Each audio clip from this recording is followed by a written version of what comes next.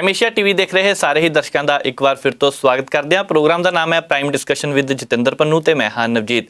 ਤੁਹਾਨੂੰ ਪਤਾ ਹੀ ਹੈ ਕਿ ਦੇਸ਼ ਦੁਨੀਆ ਦੀਆਂ ਅਹਿਮ ਖਬਰਾਂ ਹੁੰਦੀਆਂ ਨੇ ਜਿਨ੍ਹਾਂ ਤੇ ਅਸੀਂ ਚਰਚਾ ਕਰਦੇ ਹਾਂ ਤੇ ਚਰਚਾ ਲਈ ਮੇਰੇ ਨਾਲ ਹੁੰਦੇ ਨੇ ਸੀਨੀਅਰ ਪੱਤਰਕਾਰ ਜਤਿੰਦਰ ਪੰਨੂ ਜੀ। ਸਭ ਤੋਂ ਪਹਿਲਾਂ ਉਹਨਾਂ ਦਾ ਸਵਾਗਤ ਕਰਦੇ ਹਾਂ। ਪੰਨੂ ਸਾਹਿਬ ਬਹੁਤ ਬਹੁਤ ਸਵਾਗਤ ਜੀ।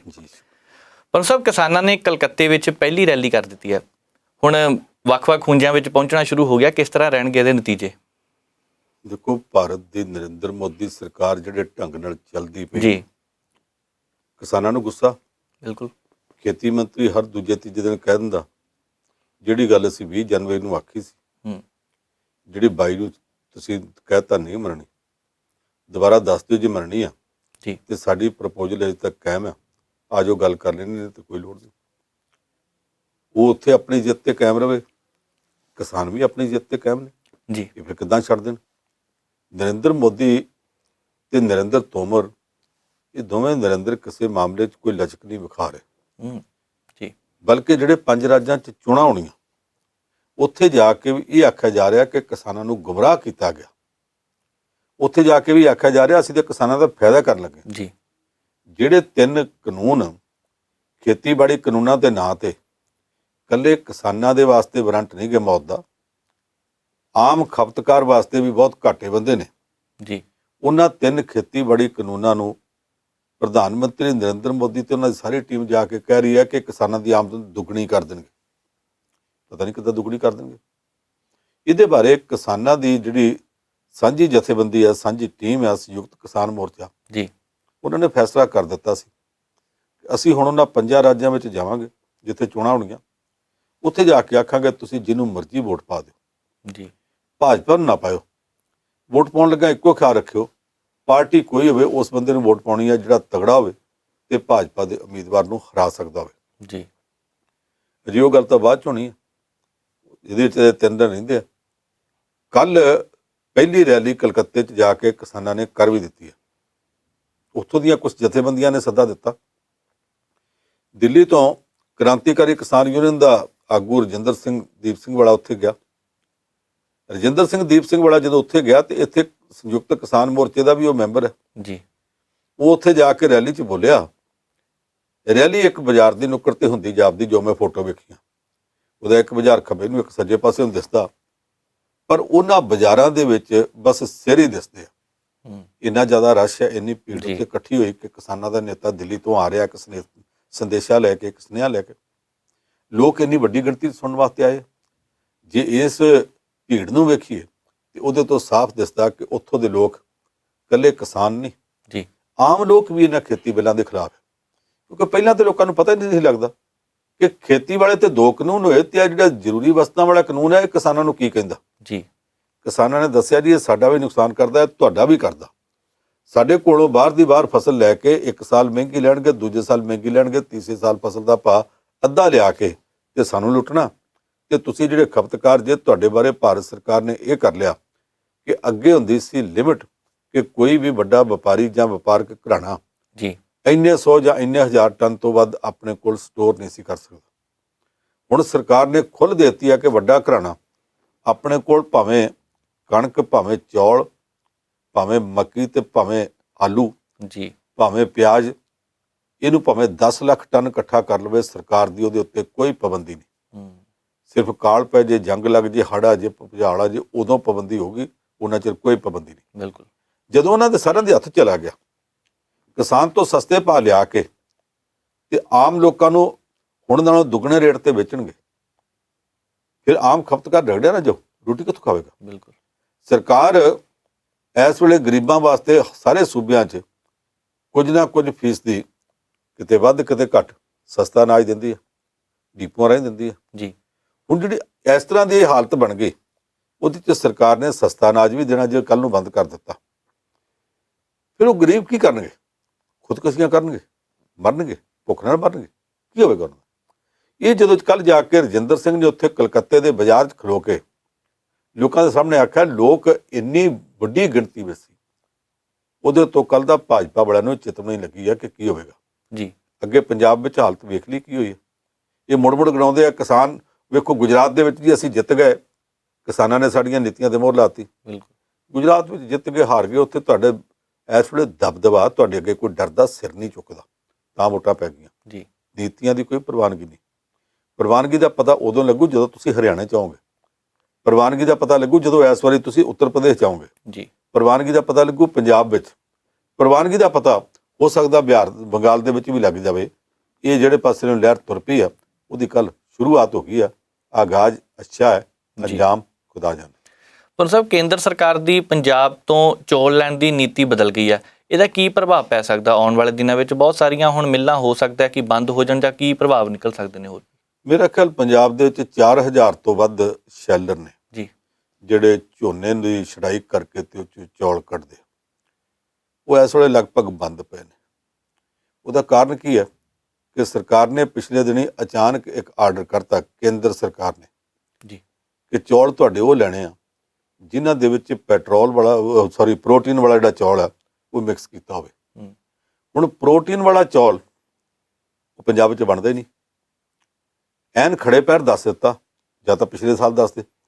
ਉਹ ਭਾਰਤ ਦੀਆਂ ਜਿਹੜੀਆਂ ਮਿੱਲਾਂ 'ਚ ਬਣਦਾ ਉਹਨਾਂ ਨੇ ਦੂਸਰੇ ਰਾਜਾਂ ਤੋਂ ਸਾਈਆਂ ਫੜੀਆਂ ਨੇ। ਜੀ ਖੜੇ ਪੈਰ ਹੁਣ ਜਦੋਂ ਇੱਥੋਂ ਦੀਆਂ ਮਿੱਲਾਂ ਵਾਲਿਆਂ ਨੇ ਆਖਿਆ ਕਿ ਸਾਡੇ ਕੋਲ ਤਾਂ ਹੈ ਨਹੀਂ, ਉੱਥੋਂ ਦੀਆਂ ਮਿੱਲਾਂ ਨਾਲ ਗੱਲ ਕੀਤੀ ਕਿ ਤੁਸੀਂ ਭੇਜੋ।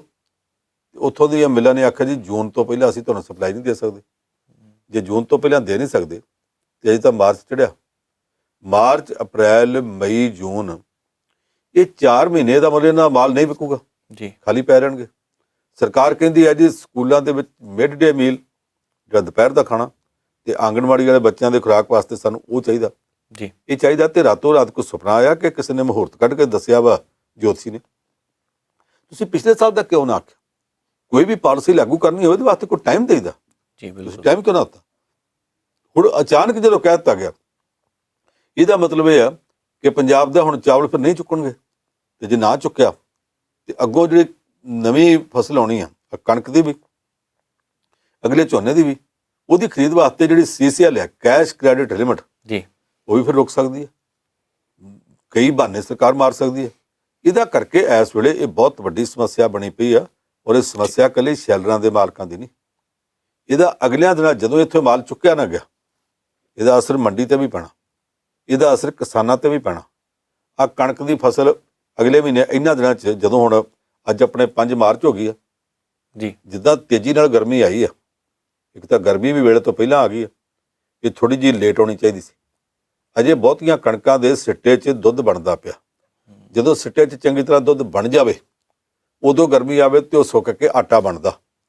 ਤੇ ਜੇ ਵੇਲੇ ਤੋਂ ਪਹਿਲਾਂ ਗਰਮੀ ਆ ਜਾਵੇ, ਸਿੱਟਾ ਸੁੱਕਣਾ ਸ਼ੁਰੂ ਹੋ ਜਾਂਦਾ, ਜੀ ਝਾੜ ਘਟ ਜਾਂਦਾ। ਹੁਣ ਇੱਕ ਤਾਂ ਇਹ ਸੱਟ ਪੈਣੀ ਆ, ਦੂਜਾ ਆ ਜਦੋਂ ਅਗਲੇ ਮਹੀਨੇ ਤੱਕ ਕਣਕ ਆਈ ਤੇ ਉਦੋਂ ਤੱਕ ਆ ਸ਼ੈਲਰਾਂ ਵਾਲਾ ਰੇੜਕਾ ਪੈ ਗਿਆ, ਇਹ ਮੰਡੀ 'ਚ ਵੀ ਰੇੜਕਾ ਜਾਣਾ, ਇਹਦਾ ਅਸਰ ਖਪਤਕਾਰ ਤੇ ਵੀ ਪੈਣਾ। ਕਹਿਣ ਤੋਂ ਭਾਵੇਂ ਆ ਕਿ ਮੋਦੀ ਸਰਕਾਰ ਦੀ ਆਹ ਨੀਤੀ ਹੋਵੇ, ਉਹ ਹੋਵੇ, ਪਹਿਲੀ ਹੋਵੇ, ਅੱਗੇ ਆਉਣ ਵਾਲੀ ਹੋਵੇ, ਇਹ ਸਾਰੀਆਂ ਦੀਆਂ ਸਾਰੀਆਂ ਨੀਤੀਆਂ ਨਾ ਕਿਸਾਨਾਂ ਦਾ ਭਲਾ ਕਰਦੀਆਂ ਨੇ, ਨਾ ਖਾਣ ਪੀਣ ਵਾਲਿਆਂ ਦਾ, ਖਪਤਕਾਰਾਂ ਦਾ ਭਲਾ ਕਰਦੀਆਂ, ਸਿਰਫ 2-4 ਪਰਿਵਾਰਾਂ ਦਾ ਭਲਾ ਕਰਦੀਆਂ। ਬਿਲਕੁਲ। ਅੱਜ ਮੁੱਖ ਮੰਤਰੀ ਹੁਣਾਂ ਨੇ ਵਿਧਾਨ ਸਭਾ 'ਚ ਸੰਬੋਧਨ ਵੀ ਕੀਤਾ, ਤੇ ਉਸ ਤੋਂ ਪਹਿਲਾਂ ਚੰਗਾ ਰੌਲਾ ਰੱਪਾ ਵੀ ਪਿਆ, ਹੋਰ ਵੀ ਕਈ ਗਤੀਵਿਧੀਆਂ ਹੋਈਆਂ, ਇਹਦੇ ਬਾਰੇ ਦੱਸੋ। ਮੁੱਖ ਮੰਤਰੀ ਦੇ ਸੰਬੋਧਨ ਵੇਲੇ ਹੁਣ ਉਹ ਪਹਿਲਾਂ ਵਾਲਾ ਮਾਹੌਲ ਨਹੀਂ ਰਹਿ ਗਿਆ। ਸਾਨੂੰ ਅਫਸੋਸ ਹੈ ਕਿ ਜਿਸ ਤਰ੍ਹਾਂ ਦੇ ਅਜਲਾਸ ਅਸੀਂ ਵਿਧਾਨ ਸਭਾ ਦੇ ਤੇ ਪਾਰਲੀਮੈਂਟ ਦੇ ਪਹਿਲਾਂ ਵੇਖਦੇ ਤਾਂ ਨਹੀਂ ਸੀ ਹੁੰਦੇ, ਉਦੋਂ TV ਤਾਂ ਹੁੰਦੇ ਨਹੀਂ ਸੀ, ਜੀ ਅਖਬਾਰਾਂ 'ਚ ਪੜ੍ਹਦੇ ਹੁੰਦੇ ਸੀ। ਕਦੇ ਕਦੇ ਇਹ ਖਬਰ ਆਉਣੀ ਕਿ ਪ੍ਰਧਾਨ ਮੰਤਰੀ ਦੇ ਜਾਂ ਮੁੱਖ ਮੰਤਰੀ ਦੇ ਬੋਲਦਿਆਂ ਤੋਂ, ਭਾਸ਼ਣ ਕਰਦਿਆਂ ਤੋਂ ਇੱਕ ਬੰਦੇ ਨੇ ਉੱਠ ਕੇ ਟੋਕਿਆ ਤੇ ਉਹਨੂੰ ਉਸੇ ਵੇਲੇ ਉਸ ਮੈਂਬਰ ਨੂੰ ਸਪੀਕਰ ਨੇ ਆਖਿਆ, ਨਹੀਂ ਬਹਿ ਜਾਓ, ਬਾਅਦ 'ਚ ਗੱਲ ਕਰਿਓ। ਜੀ ਪ੍ਰਧਾਨ ਮੰਤਰੀ ਨੂੰ ਤੇ ਮੁੱਖ ਮੰਤਰੀ ਨੂੰ ਕੋਈ ਟੋਕਦਾ ਨਹੀਂ ਸੀ ਹੁੰਦਾ। ਫਿਰ ਮੁੱਖ ਮੰਤਰੀਆਂ ਦੇ ਖਿਲਾਫ ਤੇ ਸਾਹਮਣੇ ਹੂ-ਹਾ ਰੌਲਾ ਪੈਣ ਲੱਗ ਪਿਆ। ਔਰ ਇਸ ਰੌਲੇ ਦੀ ਸ਼ੁਰੂਆਤ ਸਭ ਤੋਂ ਪਹਿਲਾਂ ਮੱਧ ਪ੍ਰਦੇਸ਼ ਤੋਂ ਹੋਈ ਸੀ। ਔਰ ਮੱਧ ਪ੍ਰਦੇਸ਼ ਦੇ ਵਿੱਚ ਇੱਕ ਵਾਰੀ ਇੱਕ ਮੈਂਬਰ ਨੇ ਸਾਰਿਆਂ ਦੇ ਸਾਹਮਣੇ ਧੋਤੀ ਖੋਲ੍ਹਣੀ ਸ਼ੁਰੂ ਕਰਤੀ ਤੇ ਦੂਸਰਿਆਂ ਨੇ ਜਾ ਕੇ ਭੱਜ ਕੇ ਰੋਕਿਆ ਸੀ ਕਿ ਇੱਥੇ ਔਰਤ ਮੈਂਬਰਾਂ ਵੀ ਬੈਠੀਆਂ ਨੇ। ਜੀ ਫਿਰ ਰੌਲਾ ਪਿਆ ਸੀ ਤਾਮਿਲਨਾਡੂ 'ਚ, ਜਿੱਥੇ ਅੰਨਾ DMK ਦਾ ਲੀਡਰ MG ਰਾਮਾਚੰਦਰਨ ਮਰ ਗਿਆ ਤੇ ਮਗਰੋਂ ਉਹਦੇ ਪਰਿਵਾਰ ਵਿੱਚੋਂ ਇੱਕ ਤਾਂ ਜਾਨਕੀ ਰਾਮਾਚੰਦਰਨ ਜਿਹੜੀ ਉਹਦੀ ਪਤਨੀ ਸੀ, ਤੇ ਦੂਸਰੀ ਜਿਹੜੀ ਸਭ ਤੋਂ ਨੇੜਲੀ ਸਾਥੀ ਜੈਲਲਤਾ, ਇਹਨਾਂ ਦੋਵਾਂ 'ਚ ਚੌਧਰ ਦੀ ਲੜਾਈ ਸੀ। ਤੇ ਉਸ ਲੜਾਈ 'ਚ ਜਾਨਕੀ ਰਾਮਾਚੰਦਰਨ ਤਾਂ ਨੁਕਰੇ ਲੱਗ ਗਈ ਵਿਚਾਰੀ, ਉਹਨੂੰ ਤਾਂ ਮੁੜ ਕੇ ਕਿਸੇ ਨੇ ਪੁੱਛਿਆ ਨਹੀਂ, ਜੀ ਹਾਲਾਂਕਿ ਭਾਜਪਾ ਉਹਦੇ ਨਾਲ ਸੀ। ਜੈਲਲਤਾ ਉੱਭਰ ਪਈ, ਪਰ ਮੁੱਖ ਮੰਤਰੀ ਬਣ ਗਿਆ ਕਰੁਣਾਨਿਧੀ। ਜੈਲਲਿਤਾ ਆਪੋਜੀਸ਼ਨ ਲੀਡਰ ਸੀ। ਪਹਿਲੇ ਅਸੈਂਬਲੀ ਸੈਸ਼ਨ 'ਚ ਹੀ ਅੰਦਰ ਤੂੰ ਮੈਂ ਹੱਥੋਂ ਪਾਈ ਇੰਨੀ ਖਿੱਚ ਖਿਚਾਈ ਹੋਈ ਕਿ ਖਿੱਚ ਖਿਚਾਈ 'ਚ ਜੈਲਲਿਤਾ ਦੀ ਸਾੜੀ ਦਾ ਪੱਲਾ ਪਾਟ ਗਿਆ, ਪਾਸੇ ਤੋਂ ਕਿਸੇ ਖਿੱਚਿਆ ਗਿਆ ਜਾਂ ਕੁਰਸੀ ਨਾਲ ਅੜ ਗਿਆ। ਉਦੋਂ ਇੰਨੇ ਕੈਮਰੇ ਕੁਮਰੇ ਨਹੀਂ ਸੀ ਹੁੰਦੇ। ਬਾਹਰ ਆ ਕੇ ਉਹਨੇ ਪ੍ਰੈਸ ਕਾਨਫਰੰਸ ਆ ਕੇ ਆਖਿਆ, ਵਿਧਾਨ ਸਭਾ ਦੇ ਫਲੋਰ ਦੇ ਉੱਤੇ ਅੰਦਰ ਵਿਧਾਨ ਸਭਾ ਹਾਲ 'ਚ ਮੇਰੀ ਇੱਜ਼ਤ ਲੁੱਟਣ ਦਾ ਯਤਨ ਕੀਤਾ ਗਿਆ। ਇਹ ਬਹੁਤ ਬੇਹੂਦਾ ਗੱਲਾਂ ਸੀ, ਆਹ ਕੁਝ ਅਸੀਂ ਸੁਣਦੇ ਰਹੇ। ਅੱਜ ਕੱਲ੍ਹ ਕੀ ਹੈ, ਜਦੋਂ ਪ੍ਰਧਾਨ ਮੰਤਰੀ ਇੰਦਰ ਕੁਮਾਰ ਗੁਜਰਾਲ ਸੀ, ਪਾਰਲੀਮੈਂਟ ਦੇ ਵਿੱਚ ਇੰਦਰ ਕੁਮਾਰ ਗੁਜਰਾਲ ਬੋਲ ਰਿਹਾ ਪ੍ਰਧਾਨ ਮੰਤਰੀ ਜੀ, ਉਹ ਜਨਤਾ ਦਲ ਵੱਲੋਂ ਸੀ ਤੇ ਜਨਤਾ ਦਲ ਦਾ ਪ੍ਰਧਾਨ ਸ਼ਰਦ ਯਾਦਵ, ਉਹਨੇ ਉੱਠ ਕੇ ਇੱਕ ਵਾਰ ਨਹੀਂ 2 ਵਾਰੀ ਟੋਕਿਆ ਤੇ ਸਾਬਕਾ ਪ੍ਰਧਾਨ ਮੰਤਰੀ ਚੰਦਰ ਸ਼ੇਖਰ ਸਾਹਮਣੇ ਬੈਠਾ ਸੀ। ਉਹਨੇ ਉੱਠ ਕੇ ਪੁਆਇੰਟ ਆਫ ਆਰਡਰ ਲੈ ਕੇ ਆਖਿਆ, ਸਪੀਕਰ ਸਾਹਿਬ ਇਹ ਕੋਈ ਰਵਾਇਤ ਨਹੀਂ, ਰਵਾਇਤ ਇਹ ਹੈ ਕਿ ਪ੍ਰਧਾਨ ਮੰਤਰੀ ਬੋਲਦਾ ਹੋਵੇ ਤੇ ਉਹਨੂੰ ਵਿੱਚੋਂ ਟੋਕੀਦਾ ਨਹੀਂ। ਤੇ ਪ੍ਰਧਾਨ ਮੰਤਰੀ ਗੁਜਰਾਲ ਦੀ ਆਪਣੀ ਪਾਰਟੀ ਦੇ ਪ੍ਰਧਾਨ ਸ਼ਰਦ ਯਾਦਵ ਨੇ ਆਖਿਆ ਸੀ ਕਿ ਉਹ ਪ੍ਰਧਾਨ ਮੰਤਰੀ ਕੋਈ ਖੁਦਾ ਹੁੰਦਾ। ਜਦੋਂ ਆਹ ਗੱਲਾਂ ਸ਼ੁਰੂ ਹੋ ਗਈਆਂ, ਉਸ ਤੋਂ ਬਾਅਦ ਹੁਣ ਤਾਂ ਪ੍ਰਧਾਨ ਮੰਤਰੀ ਬੋਲਦਾ ਹੋਵੇ, ਮੁੱਖ ਮੰਤਰੀ ਬੋਲਦਾ ਹੋਵੇ, ਸਾਰੇ ਥਾਵਾਂ ਤੇ ਰੌਲਾ ਪੈਂਦਾ ਜੀ। ਫਿਰ ਵੀ ਸਾਡੇ ਪੰਜਾਬ ਵਿੱਚ ਅਜੇ ਕੁਛ ਨਾ ਕੁਛ ਬਚਾ ਸੀ ਉਦੋਂ ਤੱਕ ਜਦੋਂ ਤੱਕ ਸਰਦਾਰ ਪ੍ਰਕਾਸ਼ ਸਿੰਘ ਬਾਦਲ ਲੀਡਰ ਦੇ ਤੌਰ ਤੇ ਸਾਹਮਣੇ ਸੀ। ਬਾਦਲ ਸਾਹਿਬ ਬੋਲਦੇ ਸੀ, ਮੁੱਖ ਮੰਤਰੀ ਕੈਪਟਨ ਅਮਰਿੰਦਰ ਸਿੰਘ ਵਿੱਚੋਂ ਇੱਕ ਅੱਧੀ ਵਾਰੀ ਸਵਾਲ ਕੋਈ ਨੋਕਾ ਟੋਕੀ ਕਰਦੇ ਸੀ, ਬਾਕੀ ਮੈਂਬਰ ਨਹੀਂ ਸੀ ਕਰਦੇ ਜੀ। ਉਹ ਜਵਾਬ ਦਿੰਦੇ ਸੀ, ਕੈਪਟਨ ਸਾਹਿਬ ਬਾਅਦ ਜਵਾਬ ਦਿਓ, ਫਿਰ ਬਾਅਦ ਚੋਂ ਜਵਾਬ ਦੇ ਲੈਂਦੇ ਸੀ, ਪਰ ਸਾਰਾ ਕੁਝ ਇੱਕ ਦੂਜੇ ਤੋਂ ਸੁਣਿਆ ਤੇ ਜਾਂਦਾ ਸੀ। ਜਦੋਂ ਕੈਪਟਨ ਅਮਰਿੰਦਰ ਸਿੰਘ ਪਿਛਲੀ ਵਾਰੀ ਮੁੱਖ ਮੰਤਰੀ ਸੀ, ਪ੍ਰਕਾਸ਼ ਸਿੰਘ ਬਾਦਲ ਆਪੋਜੀਸ਼ਨ ਲੀਡਰ ਸੀ। ਅਮਰਿੰਦਰ ਸਿੰਘ ਪਹਿਲਾਂ ਬਾਦਲ ਸਾਹਿਬ ਧੂਆਂ ਧਾਰ ਤਕਰੀਰ ਕਰਦੇ ਸੀ ਜੀ, ਫਿਰ ਅਮਰਿੰਦਰ ਸਿੰਘ ਗਣਾਉਂਦੇ ਸੀ ਤੁਹਾਡੇ ਆਹ ਨੁਕਸ ਆਹ ਨੁਕਸ ਆਹ ਨੁਕਸ। ਤੇ ਮੈਨੂੰ ਯਾਦ ਹੈ ਪ੍ਰਕਾਸ਼ ਸਿੰਘ ਬਾਦਲ ਨੇ ਉੱਠ ਕੇ ਆਖਿਆ ਸੀ, ਅਸੀਂ ਜੇ ਬਹੁਤ ਮਾੜੇ ਹੋਏ, ਅਸੀਂ ਜੇ ਗਲਤੀਆਂ ਕੀਤੀਆਂ, ਪਰ ਹੁਣ ਤੁਸੀਂ ਨਾ ਕਰੋ। ਇੰਨੀ ਗੱਲ ਨਾਲ ਬਾਦਲ ਸਾਹਿਬ ਨੇ ਸਾਰਾ ਘਰ ਪੂਰਾ ਕਰਤਾ ਸੀ ਜੀ। ਪਰ ਇੱਕ ਦੂਜੇ ਦੀ ਤਕਰੀਰ ਮੁੱਖ ਮੰਤਰੀ ਨੇ ਬਾਦਲ ਦੀ ਤੇ ਬਾਦਲ ਨੇ ਮੁੱਖ ਮੰਤਰੀ ਦੀ ਪੂਰੀ ਸੁਣੀ ਸੀ। ਅੱਜ ਕੀ ਸਥਿਤੀ ਹੈ, ਆਪੋਜੀਸ਼ਨ ਦੇ ਵਿੱਚ ਜਿਹੜੇ ਨਵੇਂ ਉੱਠੇ ਲੀਡਰ ਨੇ, ਨਾ ਆਪਣੀ ਇੱਜ਼ਤ ਦਾ ਖਿਆਲ ਹੈ, ਨਾ ਅਗਲੇ ਦੀ ਇੱਜ਼ਤ ਦਾ ਖਿਆਲ ਹੈ। ਲਾਲਾ ਮਿਹਣੇ, ਫਿਰ ਮਿਹਣੇ 'ਚ ਨਿਕਲਦਾ ਕੀ ਹੈ? ਹੁਣ ਜਿਸ ਤਰ੍ਹਾਂ ਦਾ ਮਾਹੌਲ ਅੰਦਰ ਬਣਾ ਦਿੱਤਾ ਗਿਆ, ਉਹਦੇ ਵਿੱਚ ਚੰਗੇ ਰਹੇ, ਅੱਗੋਂ ਵੀ ਸੁਣਨ ਨੂੰ ਮਿਲ ਗਿਆ। ਕਿਸਾਨਾਂ ਦੇ ਮੁੱਦੇ ਦੱਸੋ ਕੀ ਕਰਦੇ ਆ? ਮੁੱਖ ਮੰਤਰੀ ਨੇ ਆਖਿਆ ਜੀ ਫਿਰ ਸਾਨੂੰ ਕਰਦੇ ਪੁੱਛਦੇ ਹੋ। ਆ ਮੇਰੇ ਕੋਲ ਚਿੱਠੀ ਪਈ ਹੈ, ਅਕਾਲੀ ਦਲ ਦੇ ਪ੍ਰਧਾਨ ਸੁਖਬੀਰ ਸਿੰਘ ਬਾਦਲ ਨੇ ਲਿਖੀ ਸੀ ਕਿ ਭਾਰਤ ਸਰਕਾਰ ਦੇ ਜਿਹੜੇ 3 ਬਿੱਲ ਆ ਰਹੇ ਆ, ਉਦੋਂ ਜੇ ਪਾਸ ਨਹੀਂ ਸਨ ਹੋਏ, ਕਾਨੂੰਨ ਨਹੀਂ ਸੀ ਬਣੇ, ਇਹ 3 ਬਿੱਲ ਬੜੇ ਕਿਸਾਨਾਂ ਦੇ ਪੱਖ ਦੇ ਆ, ਤੁਸੀਂ ਕਿਸਾਨਾਂ ਨੂੰ ਗੁੰਮਰਾਹ ਕਿਉਂ ਕਰਦੇ ਜੀ? ਕਹਿੰਦੇ ਅੱਜ ਤੁਸੀਂ ਕਹਿੰਦੇ ਅਸੀਂ ਕਿਸਾਨਾਂ ਦੇ ਨਾਲ ਆ ਚਿੱਠੀ ਤੁਹਾਡੇ ਪ੍ਰਧਾਨ ਨੇ ਲਿਖੀ ਹੈ। ਇੱਦਾਂ ਦੀਆਂ ਗੱਲਾਂ ਆਮੋ ਸਾਹਮਣੇ ਇੰਨੀਆਂ ਹੋ ਰਹੀਆਂ ਨੇ। ਮੈਂ ਸਮਝਦਾ ਨਾ ਤਾਂ ਕਾਂਗਰਸੀਆਂ ਵਾਲੇ ਪਾਸੋਂ ਆਪੋਜੀਸ਼ਨ ਨੇ ਜੇ ਪੁੱਛਣਾ ਸੀ, ਇਹਨਾਂ ਕੋਲ ਬਹੁਤ ਸਾਰੇ ਮੁੱਦੇ ਸਨ, ਉਹਨਾਂ ਤੇ ਪੁੱਛਦੇ। ਵਜ਼ੀਫਿਆਂ ਦਾ ਸਵਾਲ ਸੀ, ਮਹਿੰਗਾਈ ਦਾ ਸਵਾਲ ਸੀ, ਵਾਅਦਿਆਂ ਦਾ ਸਵਾਲ ਸੀ, ਉਹਨਾਂ ਤੇ ਪੁੱਛਦੇ। ਕਈ ਕਿਸਮ ਦੇ ਹੋਰ ਕੰਮ ਸਨ, ਹੋਰ ਕੁਛ ਨਹੀਂ। ਇੱਥੇ ਇੱਕ ਮੰਤਰੀ ਦੇ ਉੱਤੇ ਦੋਸ਼ ਲੱਗਦਾ ਪਿਆ ਕਿ ਬਾਰਡਰ ਦੇ ਕੰਢੇ ਉਹਦਾ ਜਿੱਥੇ ਚੋਣ ਹਲਕਾ, ਉੱਥੇ ਲਾਗੇ ਉਹ ਸ਼ਰਾਬ ਦੀ ਫੈਕਟਰੀ ਲਾਉਣ ਡਿਆ। ਸਾਰੇ ਇਲਾਕੇ 'ਚ ਤਰਾ ਹੁੰਦੀ ਪਈ ਆ ਜੀ ਕਿ ਕਾਂਗਰਸੀ ਮੰਤਰੀ ਆ, ਇਹ ਕੀ ਕਰਦਾ ਪਿਆ। ਤੁਸੀਂ ਆਪੋਜੀਸ਼ਨ ਦੇ ਸਵਾਲ ਉਠਾਉਣਾ ਸੀ, ਉੱਥੇ ਇਹ ਉਠਾਉਂਦੇ। ਤੁਹਾਡੇ 'ਚੋਂ ਕਿਸੇ ਨੇ ਨਹੀਂ ਸਵਾਲ ਉਠਾਇਆ।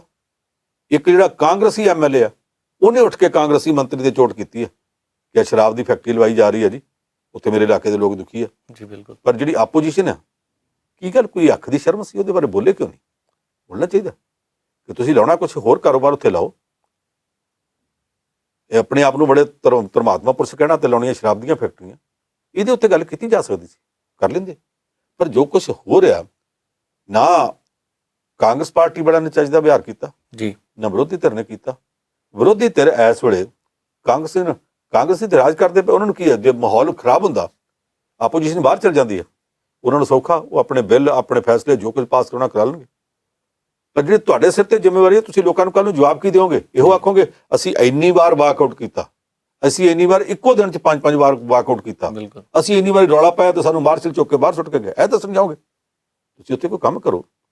ਇਸ ਪੰਜਾਬ ਦੀ ਅਸੈਂਬਲੀ ਦੀਆਂ ਰਵਾਇਤਾਂ ਹੁੰਦੀਆਂ ਸਨ, ਉਹਨਾਂ ਰਵਾਇਤਾਂ ਦੇ ਵਿੱਚ ਅਸੀਂ ਉਹ ਵੀ ਦਿਨ ਵੇਖੇ ਆ ਜਦੋਂ ਗਿਆਨੀ ਜੈਲ ਸਿੰਘ ਮੁੱਖ ਮੰਤਰੀ ਸੀ ਜੀ, ਤੇ ਵਿਰੋਧੀ ਧਿਰ ਦਾ ਲੀਡਰ ਜਸਵਿੰਦਰ ਸਿੰਘ ਵੀ ਉਸੇ ਦੇ ਪਿੰਡ ਦਾ ਸੀ, ਇੱਕੋ ਪਿੰਡ ਦੇ ਸੀ ਦੋਵੇਂ। ਸਾਰੇ ਵੇਖਦੇ ਹੁੰਦੇ ਸੀ ਕਿ ਉਹ ਜਸਵਿੰਦਰ ਸਿੰਘ ਬਰਾੜ ਕਦੇ ਕਿਸੇ ਮਾਮਲੇ 'ਚ ਮੁੱਖ ਮੰਤਰੀ ਨੂੰ ਢਿੱਲ ਨਹੀਂ ਸੀ ਦਿੰਦਾ ਤੇ ਮੁੱਖ ਮੰਤਰੀ ਉਹਦਾ ਕੋਈ ਲਿਹਾਜ਼ ਨਹੀਂ ਸੀ ਕਰਦਾ। ਪਰ ਜਦੋਂ ਬਾਹਰ ਨਿਕਲਦੇ ਸੀ, ਆਪਸ ਵਿੱਚ ਕੋਈ ਮਿਨੀਮਮ ਕਰਟਸੀ, ਆਪੋ ਵਿੱਚ ਕੋਈ ਅੱਖ ਦੀ ਸ਼ਰਮ, ਕੋਈ ਲਿਹਾਜ਼ ਹੁੰਦਾ ਸੀ ਜੀ। ਇਹ ਜਦੋਂ ਪਿਛਲੀ ਬਾਦਲ ਸਰਕਾਰ ਸੀ ਉਦੋਂ ਵੀ ਲਿਹਾਜ਼ ਹੈਗਾ ਸੀ। ਉਹ ਲਿਹਾਜ਼ ਗਵਾਚਾ ਕਦੋਂ? ਬਾਦਲ ਸਾਹਿਬ ਨੇ ਆਖਿਆ ਜੀ ਪਲੈਨਿੰਗ ਕਮਿਸ਼ਨ ਦੀ ਮੀਟਿੰਗ ਤੇ ਜਾਣਾ, ਵਿਰੋਧੀ ਧਿਰ ਸਾਡੇ ਨਾਲ ਚੱਲੇ। ਵਿਰੋਧੀ ਧਿਰ ਦੇ ਲੀਡਰ ਸੀ ਸੁਨੀਲ ਜਾਖੜ, ਇਹ ਨਾਲ ਚਲੇ ਗਏ, ਦਿੱਲੀ ਗਏ। ਜਾਖੜ ਨੇ, ਕਿਉਂਕਿ ਬਾਦਲ ਸਾਹਿਬ ਵੱਡੇ ਸੀ ਉਮਰ 'ਚ, ਉਹਨਾਂ ਦੇ ਗੋਡੀਆਂ ਹੱਥ ਲਾਤਾ। ਤੇ ਬਾਦਲ ਸਾਹਿਬ ਦੇ ਨਾਲ ਜਿਹੜੇ ਇਸ ਵੇਲੇ ਨੌਜਵਾਨ ਦਲ ਜਿਹੜੇ ਜ਼ਿਆਦਾ ਇਸ ਵੇਲੇ ਭਾਰੂ ਨੇ, ਇਹਨਾਂ ਨੇ ਉਹ ਫੋਟੋ ਚੁੱਕੀ ਤੇ ਅਖਬਾਰਾਂ 'ਚ ਦੇ ਕੇ ਆਖਿਆ ਬਾਦਲ ਸਾਹਿਬ ਦੀ ਹਸਤੀ ਏਡੀ ਹੈ ਕਿ ਵਿਰੋਧੀ ਧਿਰ ਵਾਲਿਆਂ ਨੂੰ ਇਹਦੇ ਚੁੱਕ ਚੁੱਕ ਕੇ ਗੋਡੀਆਂ ਹੱਥ ਲਾਉਣਾ ਪੈਂਦਾ। ਸੁਨੀਲ ਜਾਖੜ ਨੇ ਆਖਿਆ ਜੀ ਮੇਰੇ ਪਿਤਾ ਜੀ ਤੇ ਬਾਦਲ ਸਾਹਿਬ ਇਕੱਠੇ ਸਿਆਸਤ ਕਰਦੇ ਰਹੇ, ਮੈਂ ਬਜ਼ੁਰਗ ਸਮਝ ਕੇ ਸਤਿਕਾਰ ਕਰਦਾ ਸਾਂ, ਉਸ ਕਰਕੇ ਮੈਂ ਇਹਨਾਂ ਦੇ ਗੋਡੀਆਂ ਹੱਥ ਲਾਏ ਆ, ਪਰ ਜੋ ਵਿਹਾਰ ਆ ਅੱਜ ਤੋਂ ਬਾਅਦ ਮੈਂ ਨਹੀਂ ਲਾਉਂਦਾ। ਫਿਰ ਇਹਦੇ ਨਾਲ ਬਾਦਲ ਸਾਹਿਬ ਦੀ ਇੱਜ਼ਤ ਵੱਧ ਗਈ, ਘਟੀ। ਉਹ ਥੋੜਾ ਜਿਹਾ ਜੇ ਆਪਸ ਵਿੱਚ ਇਸ ਤਰ੍ਹਾਂ ਦੀ ਅੱਖ ਦੀ ਸ਼ਰਮ ਰੱਖੀ ਜਾਵੇ। ਜਸਵਿੰਦਰ ਸਿੰਘ ਬਰਾੜ ਨੇ ਕਦੇ ਗਿਆਨੀ ਜੈਲ ਸਿੰਘ ਨਾਲ ਇਸ ਤਰ੍ਹਾਂ ਨਹੀਂ ਕੀਤੀ। ਉਹਨੂੰ ਪਤਾ ਸੀ ਸਾਡੇ ਪਿੰਡ ਦੇ ਨੇ, ਬਜ਼ੁਰਗ ਨੇ, ਪਿੰਡ ਦਾ ਵੀ ਮਾਣ ਨੇ, ਪੰਜਾਬ ਦਾ ਵੀ ਮਾਣ ਨੇ। ਜਸਵਿੰਦਰ ਸਿੰਘ ਬਰਾੜ ਵੀ ਤਾਂ ਅਕਾਲੀ ਸੀ, ਉਦੋਂ ਕਿਉਂ ਨਾ ਹੋਇਆ? ਇਹ ਅਸੀਂ ਜਿਹੜੀ ਘੱਟੋ ਘੱਟ ਆਪਸ ਵਿੱਚ ਇੱਜ਼ਤਦਾਰੀ ਸੀ, ਲਿਹਾਜ਼ਦਾਰੀ ਸੀ, ਅੱਖ ਦੀ ਸ਼ਰਮ ਸੀ, ਉਹ ਹੁਣ ਕਿਤੇ ਨਹੀਂ ਵੇਖਦੇ, ਸਭ ਕੁਝ ਗਵਾਚਿਆ ਪਿਆ ਜੀ। ਚਲੋ ਇੱਕ ਗੱਲ ਚੰਗੀ ਹੋਈ ਅੱਜ, ਜਿਹੜਾ ਸਰਬਸੰਮਤੀ ਨਾਲ ਮਤਾ ਪਾਸ ਹੋ ਗਿਆ ਕਿ ਕੇਂਦਰ ਸਰਕਾਰ ਦੇ 3 ਖੇਤੀ ਕਾਨੂੰਨ ਉਹ ਠੀਕ ਨਹੀਂ, ਉਹਨਾਂ ਦੇ ਵਿਰੋਧ 'ਚ ਇੱਕ ਵਾਰੀ ਫਿਰ ਪੰਜਾਬ ਦੀ ਵਿਧਾਨ ਸਭਾ ਨੇ ਮਤਾ ਪਾਸ ਕਰਤਾ। ਇੰਨਾ ਹੀ ਸੀ, ਹੋਰ ਕੁਝ ਨਾ ਸੀ। ਬਿਲਕੁਲ। ਪਰ ਸਭ ਦਿੱਲੀ ਕਮੇਟੀ ਦੀਆਂ ਵੀ ਚੋਣਾਂ ਨੇ ਤੇ ਸ਼੍ਰੋਮਣੀ ਗੁਰਦੁਆਰਾ ਪ੍ਰਬੰਧਕ ਕਮੇਟੀ ਦੀਆਂ ਵੀ ਚੋਣਾਂ ਹੋਣੀਆਂ, ਚਰਚਾ ਕਾਫੀ ਹੈ, ਪਰ ਇਹ ਚੋਣਾਂ ਹੁੰਦੀਆਂ ਕਿਉਂ ਨਹੀਂ ਪਈਆਂ? ਦੇਖੋ, ਦਿੱਲੀ ਗੁਰਦੁਆਰਾ ਕਮੇਟੀ ਦੀਆਂ ਚੋਣਾਂ ਹੁਣ ਡਿਊ ਨੇ ਜੀ, ਜੇ ਉਸੇ ਹਿਸਾਬ ਨਾਲ ਕੀਤੀਆਂ ਜਾਣ ਤੇ ਅਗਲੇ ਮਹੀਨੇ 'ਚ ਹੋ ਜਾਣੀਆਂ ਚਾਹੀਦੀਆਂ। ਕੁਝ ਲੋਕ ਜਿਹੜੇ ਦਿੱਲੀ ਗੁਰਦੁਆਰਾ ਕਮੇਟੀ ਦੇ ਨੇੜਲੇ ਸੀ, ਉਹਨਾਂ ਨੇ ਅਦਾਲਤ ਵਿੱਚ ਕੇਸ ਕੀਤਾ ਸੀ ਜੀ ਕਿ ਵੋਟਰ ਸੂਚੀਆਂ ਸੋਧਣੀਆਂ ਚਾਹੀਦੀਆਂ, ਜਦ ਤੱਕ ਉਹ ਸੋਧੀਆਂ ਨਹੀਂ ਜਾਂਦੀਆਂ ਉਹਨਾਂ 'ਚ ਚੋਣ ਨਾ ਕਰਵਾਈ ਜਾਵੇ। ਲੰਮੀ ਚੌੜੀ ਅਦਾਲਤੀ ਕਾਰਵਾਈ ਚੱਲੀ। ਦਿੱਲੀ ਸਰਕਾਰ ਨੇ ਵੀ ਆਖਿਆ, ਉਹਨਾਂ ਕਿਹਾ ਜੀ ਇਸ ਵੇਲੇ ਕਰੋਨਾ ਵਾਇਰਸ ਦਾ ਕਰਕੇ ਇਹੋ ਜਿਹੀ ਵੋਟਰ ਸੂਚੀਆਂ ਸੋਧਣ ਵਾਲੀ ਗੱਲ ਹੋ ਨਹੀਂ ਸਕਦੀ, ਪਰ ਜਿਹੜੀਆਂ ਪਿਛਲੇ ਸਾਲ ਅਸੈਂਬਲੀ ਚੋਣਾਂ ਹੋਈਆਂ ਜੀ, ਉਹਨਾਂ ਦੇ ਨਾਲ ਮੇਲ ਕੇ ਸੂਚੀਆਂ ਦੀ ਸੁਧਾਈ ਕਰਕੇ ਫਿਰ ਵੀ ਅਸੀਂ ਇੱਕ ਨੋਟਿਸ ਦੇ ਦਿੱਤਾ ਕਿ ਜਿਹੜੇ ਲੋਕ ਇਸ ਉਮਰ ਹੱਦ ਤੱਕ ਆ ਗਏ ਨੇ, ਵੋਟਰ ਬਣ ਸਕਦੇ ਨੇ, ਉਹ ਆ ਕੇ ਆਪਣੇ ਨਾਲ ਰਜਿਸਟਰ ਕਰਾ ਲੈਣ, ਤੇ ਅਸੀਂ ਕਰ ਦਿੱਤੇ। ਤੇ ਹੁਣ ਚੋਣਾਂ 'ਚ ਕੋਈ ਡਿੱਕਾ ਨਹੀਂ ਹੋਣਾ ਚਾਹੀਦਾ। ਅਦਾਲਤ ਨੇ ਕਹਿ ਦਿੱਤਾ ਕਿ ਹੁਣ ਮਿੱਥੇ ਸਮੇਂ ਤੇ ਚੋਣਾਂ ਕਰਾ ਲਓ, ਵੋਟਰ ਸੂਚੀਆਂ ਦਾ ਕੋਈ ਕਾਰਨ ਨਹੀਂ ਜੀ।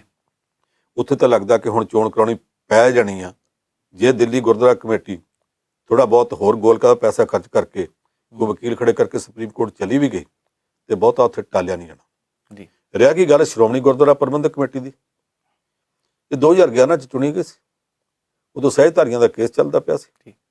ਉਹ ਕੇਸ ਚੱਲਦਾ ਸੁਪਰੀਮ ਕੋਰਟ ਨੂੰ ਚਲਾ ਗਿਆ। ਸੁਪਰੀਮ ਕੋਰਟ ਨੇ ਸਟੇ ਦੇ ਦਿੱਤਾ ਕਿ ਨਵੀਂ ਕਮੇਟੀ ਜਿਹੜੀ ਆ ਭਾਵੇਂ ਚੁਣੀ ਵੀ ਗਈ ਆ, ਜਦ ਤੱਕ ਸਹਿਜਧਾਰੀਆਂ ਦੇ ਕੇਸ ਦਾ ਫੈਸਲਾ ਨਹੀਂ ਹੁੰਦਾ ਉਹਨਾਂ ਚਿਰ ਤੱਕ ਕੇਸ ਚੋਣ ਨੂੰ ਸਸਪੈਂਡ ਰੱਖਿਆ ਜਾਵੇ, ਤੁਸੀਂ ਚਾਰਜ ਨਾ ਲਿਓ ਜੀ। ਪੁਰਾਣੀ ਕਮੇਟੀ ਨੂੰ ਇਹ ਕਹਿਤਾ ਕਿ ਤੁਸੀਂ ਨਾ ਅਹੁਦੇਦਾਰ ਬਦਲ ਸਕਦੇ, ਨਾ ਕੁਝ ਹੋਰ ਕਰ ਸਕਦੇ ਆ, ਇਸੇ ਤਰ੍ਹਾਂ ਕੰਮ ਕਰਦੇ ਰਹੋ, ਚਲਾਉਂਦੇ ਰਹੋ। 2016 ਜਾ ਕੇ ਫੈਸਲਾ ਹੋ ਗਿਆ। ਜਦੋਂ ਫੈਸਲਾ ਹੋਇਆ ਤੇ ਉਹ ਫੈਸਲੇ 'ਚ ਇਹ ਸਪਸ਼ਟ ਨਹੀਂ ਹੁੰਦਾ ਕਿ ਜਿਹੜਾ 2011 ਦੀ ਚੋਣ ਹੈ ਉਹਨੂੰ ਤੇ ਜਾਇਜ਼ ਠਹਿਰਾਤਾ ਜੀ, ਪਰ ਜਿਹੜੀ 2011 ਦੀ ਚੋਣ ਹੈ ਉਹਦੀ ਮਿਆਦ 2011 ਤੋਂ ਲੈ ਕੇ 2016 ਤੱਕ ਰਵੇ ਜਾਂ 2016 ਤੋਂ ਨਵੇਂ ਸਿਰੇ ਸ਼ੁਰੂ ਹੋਵੇ। ਹੁਣ ਵਿਰੋਧੀ ਕਹਿੰਦੇ ਆ ਜੀ ਸ਼੍ਰੋਮਣੀ ਗੁਰਦੁਆਰਾ ਪ੍ਰਬੰਧਕ ਕਮੇਟੀ ਦੀਆਂ ਚੋਣਾਂ ਕਰਾਉਂਦੇ ਕਿਉਂ ਨਹੀਂ ਜੀ। ਤੇ ਬੀਬੀ ਜਗੀਰ ਕੌਰ ਨੇ ਕਹਿ ਦਿੱਤਾ ਜੀ ਸੁਪਰੀਮ ਕੋਰਟ ਦਾ ਫੈਸਲਾ 2016 'ਚ ਹੋਇਆ, ਉਦੋਂ ਬਾਅਦ 5 ਸਾਲ ਰਹਿਣੀ ਹੈ, ਹੁਣ ਕਮੇਟੀ ਦੀ ਮਿਆਦ ਅਜੇ ਪੁੱਗੀ ਨਹੀਂ, ਇਸ ਕਰਕੇ ਅਸੀਂ ਹੁਣ ਨਹੀਂ ਕਰਾਉਂਦੇ, ਜੇ ਡਿਊ ਹੋਣਗੇ ਕਰਾ ਲਾਂਗੇ। ਇਹ ਟੈਕਨੀਕਲ ਮਾਮਲਾ ਜਿਹਦਾ ਕਰਕੇ ਸ਼੍ਰੋਮਣੀ ਗੁਰਦੁਆਰਾ ਪ੍ਰਬੰਧਕ ਕਮੇਟੀ ਦੀਆਂ ਚੋਣਾਂ ਲੇਟ ਵੀ ਹੋ ਸਕਦੀਆਂ ਜੀ। ਵੈਸੇ ਇਹ ਵੀ ਸੀ ਕਿ ਇਸ ਫੈਸਲੇ ਦੀ ਇੰਟਰਪ੍ਰੀਟੇਸ਼ਨ ਆਪਣੇ ਆਪਣੇ ਢੰਗ ਨਾਲ ਵਿਆਖਿਆ ਕਰਨੀ ਹੁੰਦੀ ਹੈ। ਉਹ ਜੇ ਕੇਂਦਰ ਸਰਕਾਰ ਨਾਲ ਅਕਾਲੀਆਂ ਦੀ ਬਣੀ ਰਹਿੰਦੀ ਜੀ, ਕੇਂਦਰ ਸਰਕਾਰ 'ਚ ਸ਼ਾਮਲ ਰਹਿੰਦੇ, ਫਿਰ ਉਹ ਫੈਸਲਾ ਹੋਰ ਤਰ੍ਹਾਂ ਕਰਦੇ। ਪਰ ਜੇ ਕੇਂਦਰ ਸਰਕਾਰ ਨਾਲ ਹੁਣ ਸਬੰਧ ਟੁੱਟੇ ਪਏ ਆ, ਕੱਲ੍ਹ ਨੂੰ ਉਹਨਾਂ ਸਬੰਧਾਂ 'ਚ ਵਿਗਾੜ ਪੈ ਜਾਂਦਾ ਤੇ ਕੇਂਦਰ ਸਰਕਾਰ ਇਹ ਫੈਸਲਾ ਬਦਲ ਕੇ ਇੱਕਦਮ ਸ਼੍ਰੋਮਣੀ ਗੁਰਦੁਆਰਾ ਪ੍ਰਬੰਧਕ ਕਮੇਟੀ ਦੀਆਂ ਚੋਣਾਂ ਕਰਾਉਣ ਵਾਸਤੇ ਕੋਈ ਨਵਾਂ ਫੈਸਲਾ ਇਹੋ ਜਿਹਾ ਵੀ ਕਰ ਸਕਦੀ ਹੈ ਜਿਹੜਾ ਅਕਾਲੀਆਂ ਦੇ ਖਿਲਾਫ ਜਾਂਦਾ ਹੋਵੇ, ਕਿਉਂਕਿ ਇਸ ਵੇਲੇ ਉੱਥੇ ਇਹਨਾਂ ਦੀ ਤੇ ਉਹਨਾਂ ਦੀ ਜਿਹੜੀ ਪੁਰਾਣੀ ਸੁਰ ਸੀ ਉਹ ਨਹੀਂ ਰਹੀ, ਸੁਰ ਇਸ ਵੇਲੇ ਮਿਲਦੀ ਨਹੀਂ। ਬਿਲਕੁਲ। ਪਰ ਸਭ 3 ਡੇਰਾ ਪ੍ਰੇਮੀਆਂ ਤੇ ਪਰਚੇ ਵੀ ਹੋ ਗਏ, ਇਹਦਾ ਕੀ ਕਾਰਨ ਬਣਿਆ? ਡੇਰਾ ਪ੍ਰੇਮੀ 3 ਜਿਹੜੇ ਆ, ਇਹ ਜਿਹੜਾ ਪਹਿਲਾਂ ਜਵਾਹਰ ਸਿੰਘ ਵਾਲਾ ਪਿੰਡ ਤੋਂ ਸ੍ਰੀ ਗੁਰੂ ਗ੍ਰੰਥ ਸਾਹਿਬ ਦੀ ਬੀੜ ਚੋਰੀ ਹੋਈ ਸੀ, ਫਿਰ ਉਹਦੀ ਬੇਅਦਬੀ ਕੀਤੀ, ਪਾੜ ਕੇ ਅੱਡ ਅੱਡ ਥਾਵਾਂ ਤੇ ਸੁੱਟਿਆ ਗਿਆ। ਉਹ ਸੁੱਟੇ ਜਾਣ ਦੀ ਪੜਤਾਲ ਕਰਦੇ ਪਏ ਇਸ ਵੇਲੇ 2 SIT ਵਿਸ਼ੇਸ਼ ਜਾਂਚ ਟੀਮਾਂ ਜਿਹੜੀਆਂ ਪੜਤਾਲ ਕਰਦੀਆਂ ਪਈਆਂ। ਲੋਕੀ ਨਾਲ ਰਲਗੱਡ ਕਰ ਲੈਂਦੇ। ਇੱਕ ਬੇਅਦਬੀ ਕਾਂਡ ਆ, ਗੁਰੂ ਗ੍ਰੰਥ ਸਾਹਿਬ ਦੀ ਬੀੜ ਚੋਰੀ ਹੋਣਾ, ਪਾੜ ਕੇ ਅੱਡ ਅੱਡ ਥਾਵਾਂ ਤੇ ਉਹਦੇ ਪੱਤਰੇ ਜਿਨ੍ਹਾਂ ਨੂੰ ਸਿੱਖ ਭਾਈਚਾਰਾ ਗੁਰੂ ਸਾਹਿਬ ਦੇ ਅੰਗ ਮੰਨਦਾ ਉਹ ਖਿਲਾਰੇ ਜਾਣੇ। ਦੂਸਰਾ ਕੇਸ ਹੈ ਬਹਿਬਲ ਕਲਾਂ ਤੇ ਕੋਟਕਪੂਰਾ 'ਚ, ਜਿੱਥੇ ਸਿੱਖ ਸੰਗਤ ਨੇ ਰੋਸ ਕੀਤਾ ਤੇ ਉਹਦੇ ਉੱਤੇ ਪੁਲਿਸ ਨੇ ਗੋਲੀ ਚਲਾਈ ਸੀ। ਬਿਲਕੁਲ। ਉਹਦੀ ਪੜਤਾਲ ਕਰਦੇ ਕਵਰ ਵਿਜੇ ਪ੍ਰਤਾਪ ਸਿੰਘ ਦੀ ਜਿਹੜੀ SIT ਉਹ ਆ ਬੇਅਦਬੀ ਕਾਂਡ ਵਾਲੀ ਪੜਤਾਲ ਕਰਦੀ ਸੀ DIG ਰਣਬੀਰ ਸਿੰਘ ਖੱਟੜਾ ਦੀ ਜਾਂਚ ਕਮੇਟੀ। ਅੱਜ ਕੱਲ੍ਹ ਉਹਦੇ ਉੱਤੇ SPS ਪਰਮਾਰ IG ਹੈ, ਉਹਨੂੰ ਚਾਰਜ ਦੇ ਦਿੱਤਾ ਗਿਆ। ਉਹ ਖੱਟੜਾ ਫਿਰ ਵੀ ਇਹਦੇ ਵਿੱਚ ਨੇ, ਉਹ ਦੋਵੇਂ ਜਣੇ ਕਰਦੇ ਪਏ ਆ। ਇਹਨਾਂ ਨੇ ਜਿਹੜੇ 3 ਬੰਦੇ ਪਿਨ ਪੁਆਇੰਟ ਕਰ ਲਏ ਸੀ, ਉਹਨਾਂ ਦੇ ਉੱਤੇ ਉਹਨਾਂ ਨੂੰ ਅਦਾਲਤ ਪੇਸ਼ ਕਰ ਦਿੱਤਾ ਸੀ, ਜੇਲ੍ਹ ਭੇਜਿਆ ਸੀ। ਉਸੇ ਕੇਸ 'ਚ ਡੇਰਾ ਸੱਚੇ ਸੌਦੇ ਵਾਲੇ ਬਾਬੇ ਰਾਮ ਰਹੀਮ ਨੂੰ ਜਿਹੜਾ ਹਰਿਆਣੇ ਦੇ ਰੋਹਤਕ ਦੀ ਸੁਨਾਰੀਆ ਜੇਲ੍ਹ 'ਚ ਬੰਦ ਆ, ਉਹਦਾ ਨਾਮ ਹੀ ਪਾ ਦਿੱਤਾ ਸੀ। ਉਹਦੇ ਤੋਂ ਪੁੱਛਗਿੱਛ ਦੀ ਅਜੇ ਤੱਕ ਆਗਿਆ ਨਹੀਂ ਮਿਲੀ। ਜਿਹੜੇ 3 ਫੜੇ ਸਨ ਉਹਨਾਂ 3 ਦੀਆਂ ਜ਼ਮਾਨਤਾਂ ਹੋ ਗਈਆਂ। ਜ਼ਮਾਨਤਾਂ ਹੋਣ ਤੋਂ ਬਾਅਦ ਪਤਾ ਨਹੀਂ ਉਹਨਾਂ ਨੂੰ ਅਸਮਾਨ ਚੁੱਕ ਕੇ ਲੈ ਗਿਆ ਕਿ ਧਰਤੀ ਨੇ ਥੱਲੇ ਵੇਲ ਦੇਤੀ, ਅਜੇ ਤੱਕ ਲੱਭਦੀ ਨਹੀਂ ਕਿਤੇ ਵੀ, ਉਹ ਕਿਸੇ ਨੂੰ ਲੱਭ ਹੀ ਨਹੀਂ ਰਿਹਾ। ਅਦਾਲਤ ਨੇ 4-5 ਵਾਰੀ ਵਾਰੰਟ ਕੱਢੇ, ਉਹ ਨਹੀਂ ਆਏ। ਫਿਰ ਨੋਟਿਸ ਜਿਹੜੇ ਸੀ ਜਨਤਕ ਨੋਟਿਸ, ਉਹ ਵੀ ਉਹਨਾਂ ਦੇ ਘਰਾਂ ਤੇ, ਉਹਨਾਂ ਦੇ ਡੇਰੇ ਤੇ, ਸਾਰੇ ਥਾਣਿਆਂ 'ਚ ਲਵਾਤੇ, ਬੱਸ ਅੱਡਿਆਂ ਤੇ ਲਵਾਤੇ, ਫਿਰ ਨਹੀਂ ਪੇਸ਼ ਹੋਏ। ਹਾਰ ਕੇ ਅਦਾਲਤ ਨੇ ਆਖਿਆ ਇਹਨਾਂ ਨੂੰ ਭਗੌੜੇ ਡਿਕਲੇਅਰ ਕਰ ਦਿਓ। ਭਗੌੜੇ ਐਲਾਨ ਕਰਨ ਤੋਂ ਬਾਅਦ ਇਹ ਜੇ ਫਿਰ ਵੀ ਪੇਸ਼ ਨਹੀਂ ਹੁੰਦੇ ਇਹਨਾਂ ਦੇ ਪਰਚਾ ਦਰਜ ਕਰ ਦਿਓ। ਉਹ ਫਿਰ ਪੇਸ਼ ਨਹੀਂ ਹੋਏ। ਹੁਣ ਅਦਾਲਤ ਦੇ ਹੁਕਮ ਤੇ ਉਹਨਾਂ ਉੱਤੇ ਇੱਕ ਨਵਾਂ ਕੇਸ ਦਰਜ ਹੋ ਗਿਆ ਕਿ ਅਦਾਲਤ ਵਿੱਚੋਂ ਜ਼ਮਾਨਤਾਂ ਕਰਾਈਆਂ। ਜ਼ਮਾਨਤਾਂ ਕਰਾਉਣ ਤੋਂ ਬਾਅਦ ਅਦਾਲਤੀ ਕਾਰਵਾਈ ਤੋਂ ਉਹ ਭਗੌੜੇ ਹੋ ਗਿਆ। ਇਹਦੇ ਨਾਲ ਉਹਨਾਂ ਦੇ ਖਿਲਾਫ ਮਾਮਲਾ ਹੋਰ ਸੀਰੀਅਸ ਹੋ ਗਿਆ। ਪੰਜ ਸਾਹਿਬ, ਤੁਸੀਂ ਐਂ ਖਬਰਾਂ 'ਚ ਚਰਚਾ ਕੀਤੀ, ਬਹੁਤ ਬਹੁਤ ਧੰਨਵਾਦ। ਸੋ ਅੱਜ ਦੇ ਇਸ ਪ੍ਰੋਗਰਾਮ ਵਿੱਚ ਬਸ ਹੁਣ ਇੰਨਾ ਹੀ। ਮੈਨੂੰ ਨਵਜੀਤ ਨੂੰ ਦਿਓ ਇਜਾਜ਼ਤ। ਦੇਖਦੇ ਰਹੋ ਪ੍ਰਾਈਮ ਏਸ਼ੀਆ TV, ਤੁਹਾਡਾ ਆਪਣਾ, ਤੁਹਾਡੇ ਲਈ।